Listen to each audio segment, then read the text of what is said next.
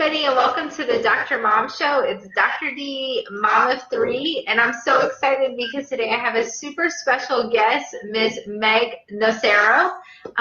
She is awesome. She is an attorney, but she has such an amazing story. Number one, because she is an attorney, so we know that she's super smart, beautiful, and she's a hard worker. But I can't wait for her to share her story with you. Welcome, Meg. Welcome, welcome. Celine, thank you so much. This is wonderful. I'm so grateful for the opportunity, the honor and privilege to speak to your listeners. I know they're fabulous because they follow you. So she's so cute. Well, as you know, this season we are focusing on moms. We are doing all about moms this season on the Dr. Mom Show. And today specifically, we are shouting out to our moms. Moms, step into your dream. And no better person to tell you moms how to do that but Meg over here, because again, I can't wait for you to hear her story and how she literally changed what she has been doing and tell you a little bit more what she is doing and how she really just transitioned into her dream. So before we get into that, don't forget to check me out on drdaleemushaline.com. You'll find all my fun stuff there. Don't forget to check out my books. My most recent book, The Dr. Mom, sorry, I'm trying to do too many things here. My most recent book was my book collaboration, Women of War, Peace in the Midst of the Storm, with 14 women who come together to encourage you and to share their stories of struggle and just how they overcame and got the victory. And then, of course, my mom devotional, MOM, Meditate, Overcome, Motivate, a 30-day devotional. And then, of course, one of my favorites, my Tripsies and Me, my children's book, which is amazing. You can either get those on my website or on Amazon. So much fun. So, again, we're going to delve right into this and find out more about Meg. So first of all, I just want to let you know, so again, I already told you she is an attorney, but she's also an author. She's a collaborating author. She's met Oprah, who Oprah spoke into her life that she's going to do awesome, and she just needs to continue to inspire and desire and put herself out there and go for it. And she's been on multiple networks and media outlets. She's also a manifestation coach, and when you listen to her speak, she's so great because she encourages you to visualize. And if you guys have heard me talk before, I'm huge on vision boards and visualization, so I really like what she talks about and her mindset of just visualizing what you want and then holding yourself accountable to what you visualize so it can come into being. So I really love that. So I can't wait until she talks to you about that. So Meg, go ahead, take the floor. You tell our viewers and listeners a little bit more about yourself. Hi, everybody. Again, my name is Meg Nocero. And 3 years ago today, I resigned from a nearly 20-year federal career as a federal immigration prosecutor. Wow.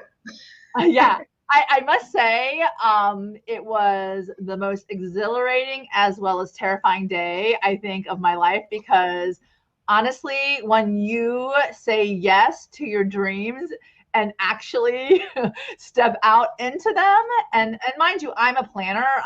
There's no way you juggle children, career, life, everything without having some sort of plan. So don't misunderstand me that I just decided, oh, one day I'm out of here. That's not how it works, because I have a lot of people looking to me to be that mom, like many of you, and that wife and that everything, So, but I did make that choice August 4th, 2017, to bet on myself and take the leap of faith into my dreams. And, I'm a big trust the process girl. I'm a type A personality. I like to control things, but, that was just a point in time where I jumped and just prayed that the parachute would open. So I'm still here 3 years later. So I'm still doing, yes, thank you. And she's bigger and better than she was 3 years ago. It's funny because, when we decided to do this interview today, I was super excited because I'm about marking time, marking moments, making these points in time where I can come back and reference how far I've come. So I keep going forward. I do those things that will catapult my dreams further. And certainly I'm talking to a powerhouse like Dr. D is for sure one of those nods from the universe that, you know, I was afraid that once I let go of that identity as a lawyer, like I had as a litigator, then who am I? That big who, you know, and especially after you have children and after you add layers onto that you question the who you are. And I think that, you know, going back to my bio, as far as, you know, what I have become and who I am becoming becomes the focus rather than what I have left. So, and one of the greatest gifts that I think I got out of these last 3 years was coming to terms with everything I've done up until this point in my life has created this incredible strong foundation upon which I build my dreams. So it turns into a loss, you know, paradigm to a abundance paradigm, because if you're not growing, then you're not, you know, you're not growing into life, and the changes and the transformations that come from there are incredibly empowering.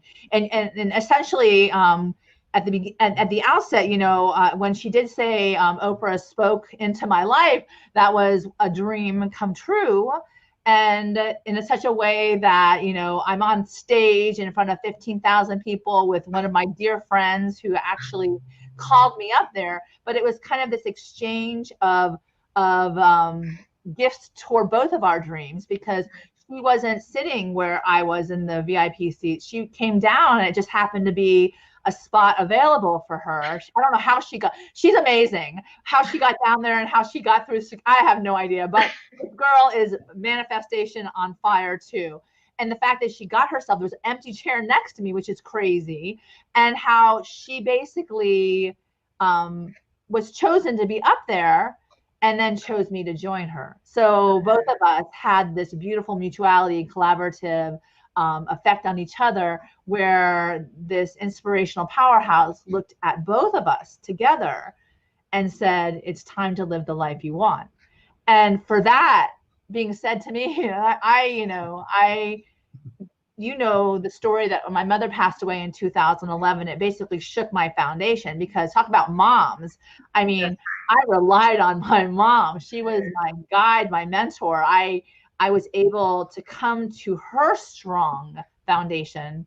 And when I felt doubt and when I was scared or whatever, I still, at the age of, I was 41 when she passed away. That age, I was still doing, even though our relationship had changed to more of a good friendship, still she was my mother. So it was my source of that flowing into me when I needed it most, because she was so wonderfully able to do that. She empowered through showing me the mirror of myself by virtue of how she looked at me. And I think that all mothers, you know, when their children look at you, you're hoping that they see how wonderful they are because of the love that you pour out onto them. So, you know, having lost her, gone on this path of, you know, grief, just utter grief and devastation, because I really fell apart. And I'll be honest, I was in my closet and I had to like will myself out of my closet every day to go to work and do like litigating cases and take care of my children. But had it not been for my children, I might have lost my desire to continue living. So, wow, talk about the dynamics, how things play on each other. It's amazing. And you know, like I said, when Oprah was telling me it's time to live the life you want, I had been blogging for quite some time, and I decided, you're right. I feel called to inspire others to come alive to their dreams too. And I've heard it said, there's a writer that I absolutely love. His name is Robert Holden, and he wrote a book called Shift Happens. And I went to see him right before my mother passed away. I think it was like 2009, 2010. And he's fantastic. He's this English guy. He's got a great accent, and he just spoke to like, oh, happy. It was just like, it felt happy being around him. And, you know, at the end of the interview, I went up to him And I said, I just love your message. I love you. You have to come to Miami because it was in Tampa. He goes, no, you don't see. I teach you, and then you pay it forward. You be the one to speak it into the world. So Wow. this man is empowering me. I was like, what's up for me? I go, what do I have to say?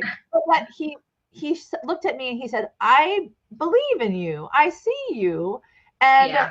those are the things that you, like I said, when you look back, you have built this foundation by virtue of the collaborations along the way. And I truly believe that. I mean, what mom can make it in life without support of other moms or support of people? Right. You know? That's right. Yeah. That's so true. Standing on that stage, I decided to publish my first book, which happened a year to the day later, called The Magical Guide to Bliss. And, you know, I decided subsequent to that to follow my own guide. And the Magical Guide was basically a way in which I healed myself, because when my mother passed away, I was told by a good friend that you don't understand, Meg. She's still here. You just have to figure out a way to communicate with her. Yeah. So what I did was, it was a prayerful meditation in the morning. I would channel something, I would read something empowering, and I would say, what would you tell me? What would you tell me to heal myself? And I started writing, and it was actually just a flow through. And I had this 366 insights of the day that I had to follow. And it basically took me on this life where I'm, you know, talking to you right now, you know, and how we met and how our paths crossed. Yeah, that's right. How uniquely, you know, synchronistic that was, because I'm a big pay attention, be astonished, and tell about it. You know, the Mary Oliver poem, Living a Conscious Life. And that's about consciousness and awareness. And when you start to step into your dreams, really start to pay attention, because then they will, the sun will rise to greet you. I find that so empowering, because every morning the sun does rise again. That was on. So yes, I love it. She's so amazing. Well, we're going to step back and talk a little bit about younger Meg and what made you pursue law. Well, I come from Italian-American family. My grandfather, my mother's father, was a congressman of New York in 1960. So we grew up seeing these pictures. Oh, for Meg. Yeah, I used to see, I saw pictures of my grandfather shaking hands with John F. Kennedy and then like Sophia Loren and all of these politicians, Lyndon Johnson, and my grandmother was this political dynamo, because she would go with him, and, you know, they were in New York and supporting and championing the mission of Italian Americans, because when they were coming up, you know, his father was an immigrant from Italy, from Sicily. And, you know, when they came to New York, the Italian immigrants were not treated well. They were considered a lot of Italians don't like this, but the dirty immigrant. They were considered the less than, the worthless, what today they're speaking of, like people from Central and South. You know, literally everybody gets scapegoated in this xenophobic mentality. And my grandfather felt compelled to show the world that, you know, Italians have worth, Italians have value, they're hard workers, they come from this ethic of excellence, and you know, they came from an ethic of education. So there's the education component. My mother certainly was born into that. You know, she, you know, was pushed out onto this campaign trail kind of life. And, you know, the thing that she took away more than anything, and every day they would come to the table and they said, how would you be of service today? How have you been of service today? What have you learned? So it was very intrinsically instilled in them. And that's only my mother's side of the family. My father became a doctor, another person of service. You know, where shout out to the doctors. You know, I think the funny thing about that is that when I was maybe 5 years old, my father, we back in the day, they had those millimeter films but we love movies in my family. It's like the thing. And my father would show movies to my friends. Maybe it was a little older, six, of you know, other birthday parties that we would take video of, tape of, right? Videotape. And I remember one year, one of his open heart surgery videos came creeping into the presentation. And I was like, I just blood pumping hard, like never, no. That was not for me. So I guess doctor, lawyer, Indian chief, you know, the other were the right? So we had the doctor on one side, we had the lawyer on the other side, the teacher. My mother was a teacher. My mother always wanted to be a lawyer, I think. So my sister and I are both lawyers, and my other sister is a doctor as well. So there's three of us. But but I was always like, I don't know if I want to be a lawyer. I don't know. But when I went to college, I picked languages because I have an affinity to languages. And I actually was sent to Colombia, South America when I was a 16-year-old, about to become a senior in high school, exchange student. And I wanted to go to Italy because I wanted to learn Italian, but I went to Colombia, Bucaramanga, South America. And, I laugh because I went in 87 was when I went to, and it was like the height of the guerrilla warfare. And I look back and think, I don't think my parents really liked me, but my foreign service, there's no way I'm going without my dog. So I decided to apply to law school. And that is how I ended up going to law school. And I think it was on my mother's. Luigi. It was my dog, Alfredo Luigi. Alfie was like, I'm not leaving him, so I just had to figure out. But I honestly would like to say that I think that was on my mother's vision board, that all of her daughters had professional degrees that she was proud of. Because even my sister, Mary, went from, she was teaching biology, then she got her master's in education and master's in biology and genetics. And then it wasn't good enough because my mother had on her vision board that we're going to be doctors and lawyers. So my sister went to medical school. So there she goes. My mother rests in peace now. She's happy. Hey, just as long as mom is happy. Really, I believe it was what she came to do. It was what she came to do for her daughters. She knew what we were capable of, and she wasn't going to rest until that happened. And she does. She got her dream, and love it. I told my dad after 20 years, I think I put in enough time.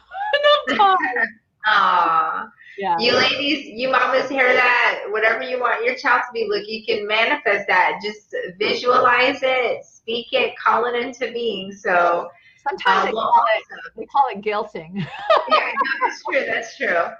Yeah. Well, when was it? So obviously you enjoyed what you did. And when was it that you realized that you had another dream? And what was missing in the life that you were living at that point before you stepped out into your dream? So when I was working for the Department of Homeland Security, I pretty much built a program teaching law students, and I loved it. I loved recruiting them. I loved getting to know these students. It was a way in which I could pay it forward to the next generation. And I had done that since the day, almost a year into starting there. And I was an intern at DHS, INS beforehand too. So I loved that program, that it turned me in to wanting to work there. So I applied and I got it. And it gave me enough reins to build whatever I wanted. And, looking back now, it's kind of like a blessing in disguise because, when I left finally in 2017, the person who was in charge basically took back the reins, didn't give me so much liberty, which I knew that wasn't going to work. I knew that wasn't, you can't give someone the freedom to create and then take it away and it's going to be okay. It's just not going to be okay. There has to be, and I think over time, I think that as we mature and grow and become more independent, we realize that sometimes the freedom is more important than the salary, the liability or the safety of that salary, that freedom to be a creative being and to go to places where those seeds can be planted and you can grow is really important, because a lot of people lose their way, become very depressed and or anxiety ridden when they can't believe in a future that empowers them. So because I pay attention, I was like, there is no way. But really before all of this, I had trained over 300 interns, law students, undergrad students, high school students even, and I loved them, and they're still my friends, to this day. And I would do a personal as well as professional approach to them. So, the whole gamut, it was just, I got to play in my sandbox in the middle of the federal employment, which is not they do not give you leave to do anything without, even if you sneeze, you need permission, but I had my own thing. And honestly, I had a corner office. It was like, how does Meg happen to that? And a view that was equal to or better than some of the different managers. So, wow. It's funny because my whole wish for many years was allow me the opportunity to grow. That was it. I wanted to be able to have the professional creativity to grow. And I, started to feed into that aspect. So while I was there, I was working on my dreams. I was doing those steps that I needed to get me ready. And I had, no idea, because when I started this, I never had any intention on leaving, because, it's a safe job. It's a good salary. It's I'm it was all those things I could provide for my family, and even when I was going through the grieving process with my mother, there were certain things that were not good, but all in all, I didn't have to worry about my job, so as much as, but the bottom line is, there's always that give and take. And once it was a dream, that was a dream to work and serve my country as my grandfather did. He was on the immigration committee in Congress. I mean, and I'm sitting there, following in this beautiful path of my, and I'm doing immigration as a federal prosecutor. I mean, that's amazing to me. And that was a dream come true. And the people I met were dreams come true. I have them my friends to this day. But like I said, there comes a certain point in time where the cage is too small for your dreams, right? So if a door closes, you have to look for the one that's open, and it always is open. You just got to turn around and change your perspective to see it. And a lot of people are happy to not do that because they want to go into victim mode and feel like they were wronged. And there's purpose in that too. I mean, let me tell you, I will be a liar if I didn't say to you that I was like not stomping my feet because I wasn't getting what I thought I wanted. And the bottom line is, you ask, you believe and receive, and sometimes what you're receiving is better than the thing that you actually wanted in the first place. But because you're stubborn or ego gets in the way, maybe that's something that you just can't get your mind around until, there's, it's often said to those people who have actually, stepped out and on their path, you're squeezed out, so to speak. Like it makes it so uncomfortable to stay. And sometimes that's how egos really work well, they'll make you feel like, I can't stay here. No. Do they know who I am? They know who I am. No idea who I am. But it just came to a point in time where I started believing something else for myself. And I think at a certain point, where you feel like you're muted in life. I think that where your song is not being sung how you want to sing it, then you really have to ask yourself, really, really think about what my next step was. And certainly in 2007, it was 2016. That was the year I decided, like, it was seriously, okay, my husband doesn't want me to leave. He's very uncomfortable with us giving up a very solid, safe, secure salary and benefits. And I had this opportunity that had not come up for a long time. It came up in 2011. I was actually given the opportunity to be a manager in Orlando office, and I couldn't take it because my mother was very sick. It was 2010 actually. And I had to turn it down because my mother was very sick, and I couldn't do that. I knew myself well enough that if I show up for something, I fully show up. And I knew I couldn't because I knew I had to be available to help my parents and my family. So I declined, which fast forward, no opportunities came up for almost, that was 2010. So, almost, 6 years, 6 years later. And I was like, okay, so I'm going to apply. If I get it, I'll stay. If I don't, it's time to go. So I showed up for that interview for the job I wanted, and they did not want me. And when that happens, you're like, well, answered prayers. So you're like, okay, I always laugh because it's kind of like when you're standing on a house and they have that story where there's a flood and the water still goes up, up, up, and you're like, God save me, God save me. God sends you a boat, and you're like, no, God's gonna save me, but the boat, the guy comes with a plane and goes, get in the plane. Nope, nope, God's gonna save me. Well, at one point he dies, he drowns, ends up in heaven. God tells him, I sent you the boat and I sent you the plane. You didn't get in it. So I was like, all right, I'm not going to be drowning. not this time around. True. And that's such a good point that a lot of times the way, we look at things in like a telescope, or we have, as people say, tunnel vision, that we see things only one way, that, in order for me to get from point A to point B, it has to be in this exact direction. But you're so right. Yeah. That opportunity to point A to B may come in another form, and you want to be in tune because you don't want to miss that, because it may not be the specific direction you see it going. It may be a little zigzag when to get there. But so true. So I love the fact that you stood firm and said, hey, I'm going to look at this opportunity. If I don't get it, that means that, it's this is my time. So I love that. So you talked about your fears and anxieties, which is completely natural. We're only human. Most of us don't like change. And of course, when you're talking about going from a job where you have your set salary, you're confident that, you're going to get paid. You have a family, you have a husband, you have 2 children. Obviously, you have a family to support.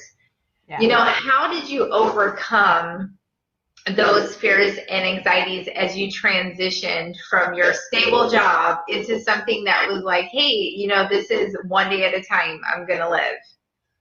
So I would have to say those are the gifts of the grieving process. Because when I went through the grieving process, my nervous system basically went on the skids, and I acquired somatic tinnitus, which is a very loud ringing in your head. It says it resonates from your ear, but it's like all over. And they couldn't figure out. I thank God I had no issue, like as far as the serious things, but I had to figure out a way to calm my nervous system. So instead of taking any drugs, which I didn't feel it resonated for me, I looked for outlets that I could find to do it in a holistic modality. And I started going to acupuncture, and I started going to cranial sacral and body talk and all these other modalities where you come back into your body and understand that the flight or fight response is not necessarily what is needed here. But the meditation, prayer, a lot of prayer, the power of prayer, that is a calming, slowing it down. And I had those tools because I like to say, my friends laugh at me, the evidence shows that it works for me. So because I had evidence showing that I had tools that actually worked, even in light of the anxiety, in light of the fears, in light of the nervous state of order, I knew places where I could go. Exercise, incredible endorphin kick, and it calms your nervous system down. Mm-hmm. So all of these things that I knew I could use to help me helped me when I needed them most.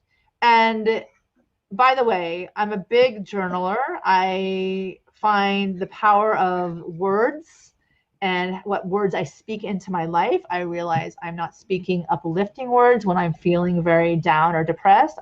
It's a spiral, man. I call it, sometimes it's a shame spiral. And one week, sometimes it's I'm not good enough spiral the next week. So it's this whole, but what you do realize is that when you grab onto the awareness that you're doing it, then things change. Then you can start shifting, right? You shift into another direction. So, I kept thinking, what's going to move me forward? Give me that forward momentum to keep going. So I would make, plan. That was my planning. I would have goals by this date, this date, this date. And generally, if I'm paying attention and looking for those things to help me, they will show up. So, which is really kind of interesting because, I say yes to those opportunities that I feel really will catapult me. And I'm learning to say no to those things that take my energy where I don't have a plethora of energy, energy to give, right? So I have to be able, and especially all you moms out there, there's not a lot of bandwidth you have for a lot of the extras. You choose. It's a choice. I mean, literally, our children need us. You can't, I mean, at this stage, I have an 11 and a 17-year-old, so it's a little different than it is with 3-4-year-olds like you did, Delise. So it's like my story that if you had talked to me back then would be very different than if you talked to me now. Although teenagers are not easy by any stretch of the imagination. I often say I don't speak teenager, which I was one once, but you never know it with kids. But and it's just different times in your life and what your ability and what your bandwidth is to take on certain things. Mind you, I think God gives you what you can handle. Literally, you obviously can handle a lot, Delene. I don't know. Well, he was thinking, I mean, I love the fact that he has so much trust in me to take care of those 3 little ones. Oh, and how 2 boys and a girl. My God, it's like, oh Lord. I had my children 6 years apart, so I knew better. after number 1, smart.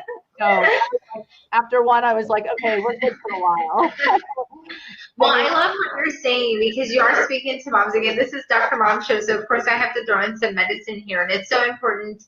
As far as what Meg is saying, sometimes we are under anxiety and stress. And the last show we talked about the importance of rest and being a busy mom. And to just piggyback on what we talked about in that last show with stress, sometimes you may not feel stressed out. You may be going, and I'm guilty of that, where you're going, and then all of a sudden you're like, I don't, like, physically you just don't feel good. You're like, I don't feel good. And that's your body telling you, stop, put the brakes on it. And, the same thing with anxieties and stress. You don't necessarily have to be having a panic attack to be anxious or fearful about something. Sometimes you are, and you try to push it aside. But like Meg said, you need to step up, realize it, and then, you don't want to be in denial about having that fear because you want to face that fear. So I love it. And going back to what she said about medicine, I'm all about, my patients always ask me, hey, is it okay to take this supplement or to do something like alternative medicine, like see a chiropractor or acupuncturist? And, just as long as there's no harm, like I always tell patients, definitely speak with your physician, make sure that there's nothing that will interact with what you're taking.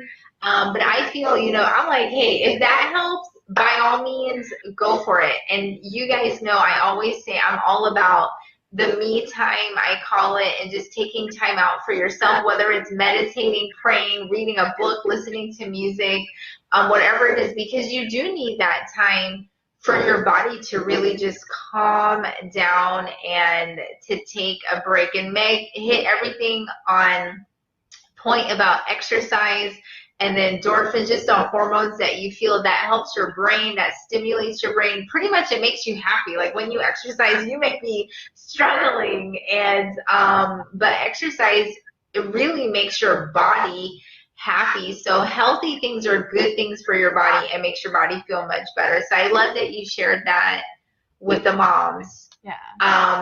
So I want to give you an opportunity. Is there a person who you want to just give a shout out that during your transition, because that's hard, that's really hard. I mean, I'm sure it was hard to go to your dad and say, hey Dad, I'm not going to do this anymore, or your spouse, or to explain to your children that, hey, because also, I mean, let's be realistic. Anytime you go from a well-paying job that you're going to get a check to something that you don't have that guarantee that you're going to get a pay, every month or every 2 weeks, whatever the case may be, there is that struggle that, is my family going to be okay? Are we still going to be able to do things and, all that stuff? So who was your support system during this time? Well, it would be grateful to my husband and my kids because while he wasn't happy, about moving. And I'm not, and let me tell you, there's no perfection in that. I mean, because he's a lawyer too, so there is no, anything you want, honey. It was a real fight to prove that I needed this. And I don't think you really have to prove to anybody, but it does make you speak up for yourself. And I think that was important for me. My husband was, when he was finally supportive, he's like, you're going to do it anyway. But, the thing is that I had to, give him a reason to believe in his dreams too. And the bottom line is, I do believe when you give yourself permission to step into your dreams, you give others that as well. And I'm including my children too, because they're watching you. So I don't think a miserable mom is a good mom as an example for your children. Because I think really, if we're here to, live out this joyful experience, clearly with the hits and with the challenges, but also look for the, love and all the good feeling verbs or nouns or whatever you want to talk to, then, living in a state of misery is not good for anyone around you, because I do believe that vibration or that energy is passed too. And I didn't want that for my kids. I didn't want my kids to think that, I have to be stressed out all the time. I have to be, this, martyr. I am not a martyr. I really do believe that there's so much good in this world. I don't think it's necessarily you have to buy a million things and materialistic things, but experiences.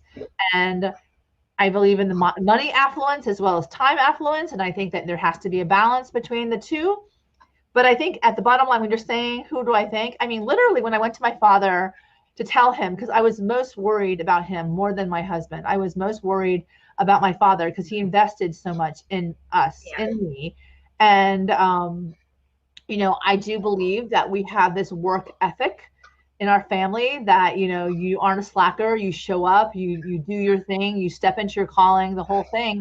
And when I went to him to tell him, because I was terrified, it's like, I told my husband, I was like, honey, I love you, but if you want to leave me after 3 months, okay. It was hard to say that, but I was like willing. But my father, just that whole idea that I didn't want to let my family down and embarrass them or do something that would bring shame upon, So when I told him, he had been going through his own journey of, after 45 years, he had a situation where he was being squeezed out of a cardiology practice, and he was having to start all over again.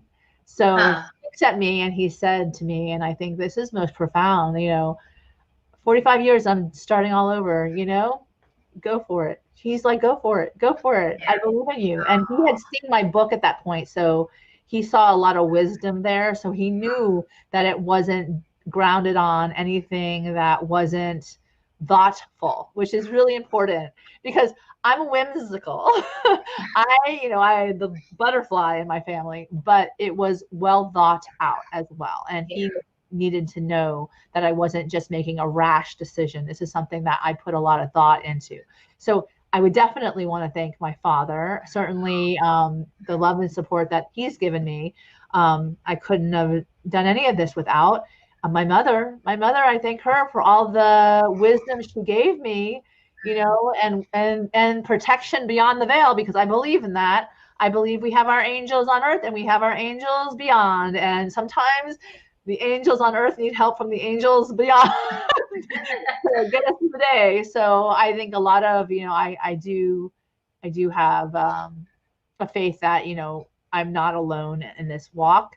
I people like Jessica Mosley, who was impactful in this period of my life.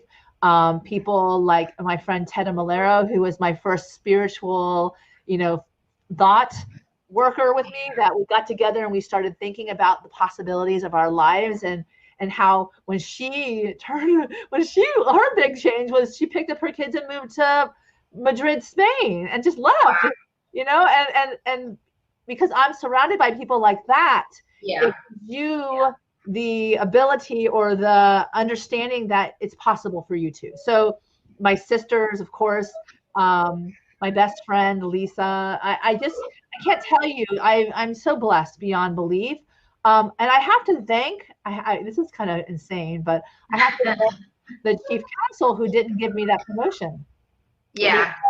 Had he done that, I would never have walked through a new door and I wouldn't be where I am today. So, you know, they say, you know, the best prayers are the ones that are unanswered, and the ones that are unanswered are the ones that are gifted to you. So the actual your wish is fulfilled. So, you know, Okay, well, that's amazing. I love how everybody was so supportive, and you're so right about parents, because you know my parents immigrated to the U.S. so my sister and I could have a better life. And you know, we saw them give up everything, like you talked about your family, that they just invested in you and your sisters. And you're right. You're right. I don't know if it's also a cultural thing because you want to make your parents proud. You don't want them to think that everything they invested it went to, you know, a quote unquote waste. And now you're kind of doing whatever. But I'm sure that he's so proud of you, and I'm sure your husband and your family are very proud of you because I know you are doing great things for sure. thank So you. if you could go back, let's say you went back 3 years ago since this is your anniversary, would there be anything that you would change? If I could go back, wow, I love hindsight. Yeah, I would. You know, I think one of the things I would change is how um, I, you know, I dealt with the doubts I had, and you know, like we said before, we're all human, and you know, I have my habits that are not the most productive. Literally, riding into the middle of the night, eating some chocolate is not necessarily the best thing in the world. So right now, I'm dealing with what the it's not even the freshman 15. It's like an added additional, definitely, yeah. I wish I didn't have to lose the 15 pounds I gained over the last 2 years, but you know what? You know, I kind of feel like, you know, if that's the worst thing, then you know, get back on the horse and keep going forward. You know, I don't let it tank me. You know, I find being a mother, you know, certainly after I had my kids, that was really challenging to get back into shape after that happened. Like the evidence shows, I've done it once and I can do it again. And I really looking back, you know, having my next book is going to come out in you know the fall of 2020, which is Sparkle and Shine. And then my other book, my memoir, I got this great publishing company, and that's going to be in September 2021 with an actual publishing house, which I'm so excited. I'm so excited because I went through the whole process of you know pitching, querying agents, and all of that. So now I have that underneath my belt. I know how to do it. You know, that's exciting. That's going to happen in 2021. So I think God gave me the bandwidth to have the time to like really focus on taking care of myself a little better, getting more sleep. That's important. That I is. sleep. Even last night, I was like contemplating, you know, today, you know, what it means to me and its impact on me. And I had a hard time sleeping. I go, I'm gonna look terrible for this interview. Oh, no, you look beautiful. You look beautiful. But I was laughing. I was just like, you know, those are the things, you know, I just kind of like, you know, you know, I have those nights where sometimes, but they aren't the norm. It's always, it's a once in a while. So like I said, you know, you may not have, you know, exactly where you want to be, but you have an opportunity, you know, you get to have an opportunity to do it. And, you know, I totally have to tell you, other than that, I'm just so grateful. I can't tell you how grateful I am because everything was a process of having to face my obstacles, face my blocks, and get around them. But when you're sitting up front, you know, where you are the entrepreneur of your dreams, literally, and you're the one who has to really get that focus and that clarity on what it is that you want, what are your wishes, what are your desires. It's like, it's so funny because so many people are never asked that question. and somehow they go through their life ending up to be, you know, how old they may show up that day, never being asked that question. And when they're asked it, the light goes on.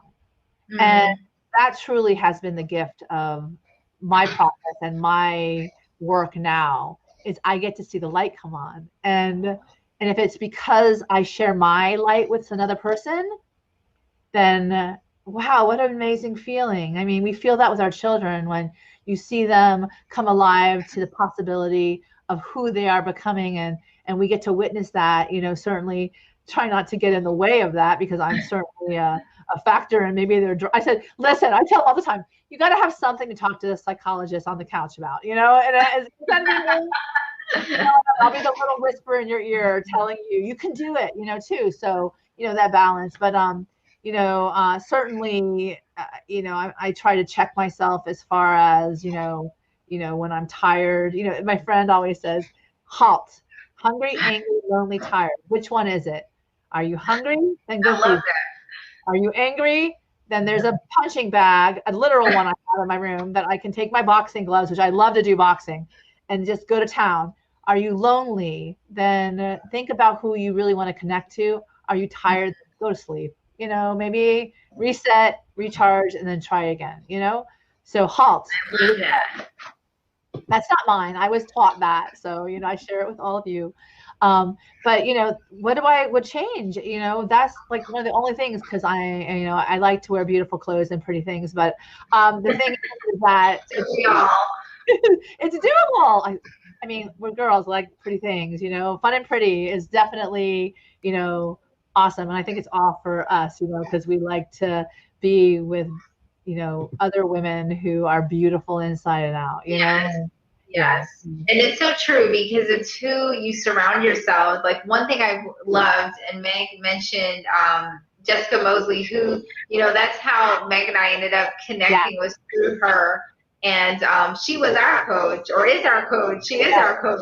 Yes. And for anybody out there, you know, it doesn't necessarily have to be a coach, but I will say, if you have the opportunity to get a coach, I think it's something that's so amazing. But even if you have somebody who's a mentor to you, or just a good support system, somebody who would be honest with you and who is looking out for your benefit and for the best for you, I think it's something amazing.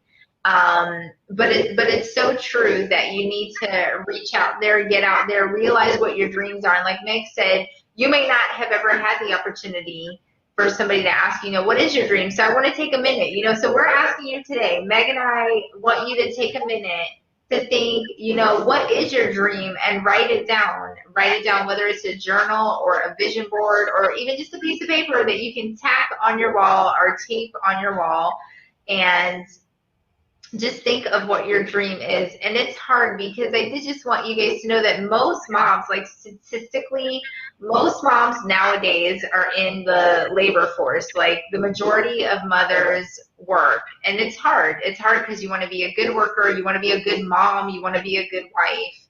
And some of these moms out there are even the breadwinners for the family. So there is a lot of pressure. So we are good at forgetting about our own dreams. And it's not that you don't love your career. It's not that you don't like what you do. But, you know, when we're talking about dreams, it's personal things like, do you want to publish a book? Yeah. Do you want to have a blog? Do you want to have a podcast? Do you want to do, you know, and Meg and I were talking a little bit before we started this show, and we were just saying how, like, this is fun. Like, we legitimately have fun doing this. It is tons of fun, you know, and everybody may not see this as fun. They're like, oh my gosh, like, why would you put so much time into doing it? But ultimately, like, we do have fun doing it. And what better way to live out your dream when usually people's dreams are fun, they're enjoyable, they make you happy. And, you know, Meg said it perfectly. Sometimes just your sanity and what you do is way more than a salary. You know, I know, you know, obviously, you know, people say money makes the world go around, but we all need money because we have to eat, we have to wear clothes, we have to support our families.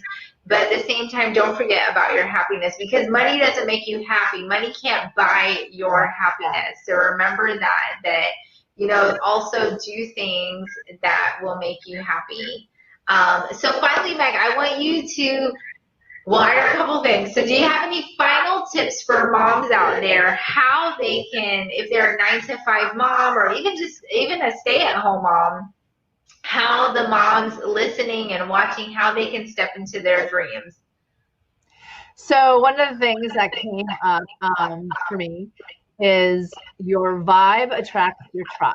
And I think that women do really well collaborating with other women when they get the competition aside and think That's right. pie is big enough for everybody. And the bottom line is speaking to what Delene was saying, I am good at a lot of things, but I know what I'm not good at. So I find the people who speak that into my life and help me in areas that I am not as strong in, or that I don't have the expertise in. And I think that is a part of your tribe. Then that becomes a part of your tribe. And I know that Delene is a coach too. So I know that in many ways you are empowering moms, women, etc. So if you need someone who can help guide you in that respect, reach out to her, because her business, she has you in mind, that in mind.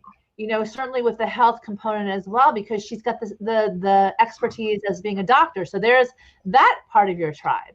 I play in the playground of empowerment. I love dreams. I love people with identify your passion. Let me tell you, if enthusiasm can be the virus that spreads quicker than what's going on right now, let that be contagious. Because I think that by identifying your passion and matching that with your purpose, the things that you're able to do by virtue of that one small act alone is monumental. And if you need a coach that will guide you in that area, I'm available. So I just and then you find other people, people who take care of children in such a way that you might need a break once in a while. So you can play in your own sandbox, find that. I mean, people are amazingly resourceful. You just have to start asking the questions, getting curious, and start playing with it. And really keep bringing people into your tribe, but from a place of really empowerment and really this consciousness and awareness that will be noticed. Because by your children, by your husband, if you have one, and by your significant other, if that's the case, people notice. And that is a contagious state of being, because then they want some of that. So you feed off of that momentum off of each other. So you don't have to do it alone, which I think is one of the biggest things that we're all challenged with right now, is the factor of isolation and loneliness. And maybe you haven't had to reach out or ask for help, and you might need it right now because you feel that. And social interaction, social connection experiences are really one of the statistically proven ways to boost your happiness, to boost those endorphins. So find that person that always brings sunshine into your life. Or maybe you can be the one to bring sunshine into someone else's life by doing a gratitude email or something that's just going to shift your day, because you really have the power to make choices that really elevate you in life. And once you realize that, you become an actor in your own play. You become an actor in your story. And then you start changing your own narrative to something that's really quite beautiful and that we all get to celebrate. Because, I mean, who doesn't like to celebrate, someone's accomplishment, something that, that really helps the common good, that becomes that unity from a place of strength rather than of weakness, who come to heal what really divides us, and from that point of your own expertise and wisdom that we all need. Because I'm not as good as everything as I thought I was, I'm just not. You're so right about that. And I think those are such great tips that, realizing what your dream is, surround yourself with other people who can help and support you and help you grow. And I love that you said for us to get over the competition so we can collaborate. And it's so true, because for some reason, women are way more competitive than guys. I mean, guys would be competitive at sports and when they play stuff, but guys don't have that tendency to say oh, I'm not going to share the information I have with this person just because, knowingly do that. And Again, if you missed it, I was on Meg's show, so you need to check that out too to Yes. support Meg's Manifesting with Meg, and we'll talk about that towards the end of the show. But we talked about you can't reach everybody in the world. There's people who are going to love Meg, and then there's people who are going to be like, oh, like I prefer to work with Deline, or I prefer to work with somebody else. Like you can't attract everybody, and just like she says, your vibe attracts your tribe. So you attract certain people, and people that I may attract may not be who Meg will attract. And that's a thing. So there's no reason to be gluttonous and say like, oh my goodness, I can't, because if I found something out, I'd be like, hey Meg, like I found out how to do this. Did you know that, you could do this, or whatever the case may be, to help her grow? Because we want to support each other and see each other, as a mom, as a professional, as an entrepreneur, as a friend, we want to support each other. So definitely those are the people you want to surround yourself with. And just like Meg said, if you need anything, both of us coach, reach out to us, and we would be more than happy to help you. So with that, Meg, how can our viewers and listeners reach you? Or, if they're like, oh my gosh, I love Meg, because I love Meg. I'm a fan of Meg. So well, I have my webpage is megnocero.com. It's MEGNOCERO. If you sign up there, you'll get my monthly newsletter, which has all of my upcoming events. This month, you'll be able to catch Deline's interview. I put it on there so you can have a recap of the wonderful conversation about being authentically you on my Manifesting with Meg show. It's conversations with extraordinary people, and certainly Deline is very extraordinary. Also, I have a blog. It's also what I write about, little tidbits that may inspire you. Yeah, you can pick up my book, The Magical Guide to Bliss. That's also available on Amazon, and I have a monthly run where you can get my bag of bliss attached to it, and that's in the second week of August month. So that's something. My email. Yes, don't forget to pick up a copy of Meg's book, The Magical Guide to Bliss. Again, that's available on Amazon. And definitely support her. Get on her website. Get her newsletter. It's so beautifully put together. Her newsletter is so pretty.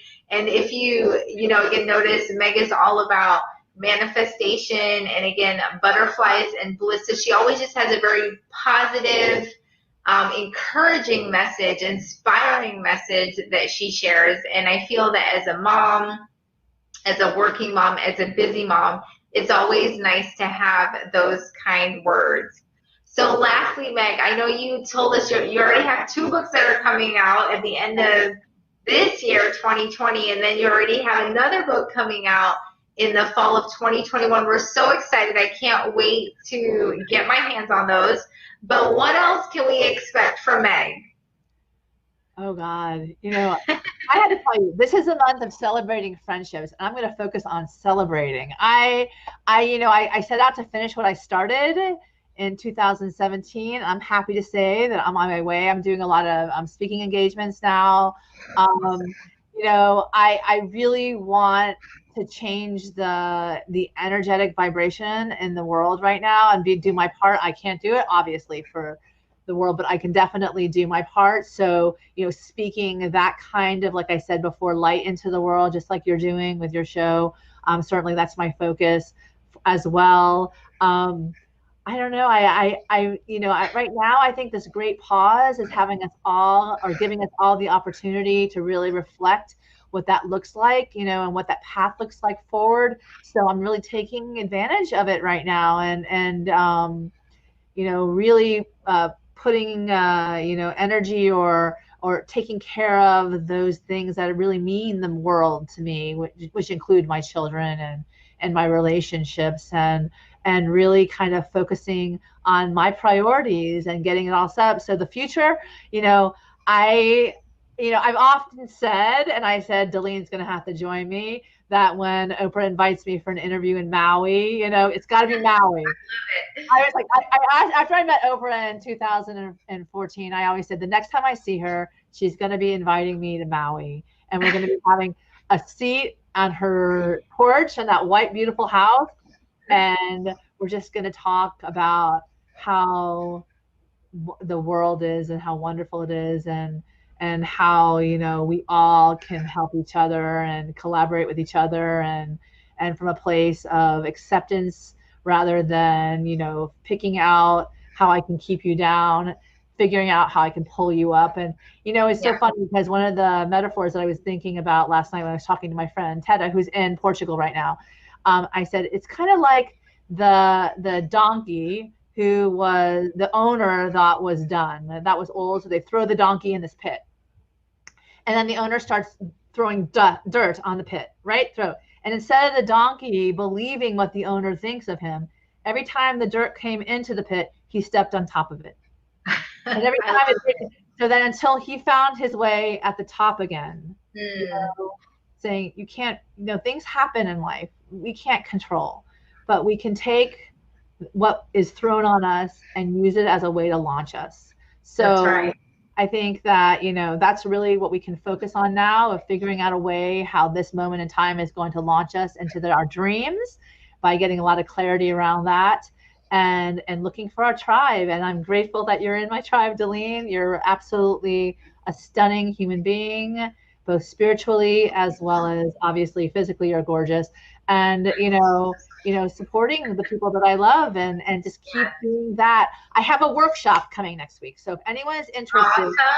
on the 13th, since I find my superpowers around passion and purpose, I'm doing a workshop called aligning your passion to your purpose, and it's how to manifest less stress and no regrets. So if that's something that speaks to you, you can go to my webpage and you can look for the information to sign up, and away we go. I love it. I'm going to throw that up. So that's August 13th, aligning your passion to your purpose. And I love that. And again, Meg, if you're looking for clarity, if you're like, I know I have a dream, I know that I want to do something and you just can't figure it out, it's just foggy. Meg would be a great person to reach out to for her to help you bring clarity and to get over, because a lot of times our mindset is negative, where we're like, oh, I'm not good enough, and who's gonna listen to me, and I'm just a mom. But there's so much you can do, and there's people who will listen. I mean, if you go on social media, sometimes I see things that I'm like, why do people follow this person? But people do. And that's not in like a bad way, because to each their own. But I mean, they attract people, so you can attract people too with what you do. Definitely reach out to Meg if you are looking for somebody to help you hone into what your dream is. And I would encourage you to sign up for the workshop. Again, go to her website. She has all her information on her website, so if you want to connect with her, that would be a great place to start. So again, Meg, thank you so very much for being on this show. It's been fantastic. I know I've learned so much, and I'm sure the mamas who are listening and watching have also learned a lot. And also, you guys, don't forget to wash your hands, kiss your kids, love your families, and say your prayers. Good night. We love you.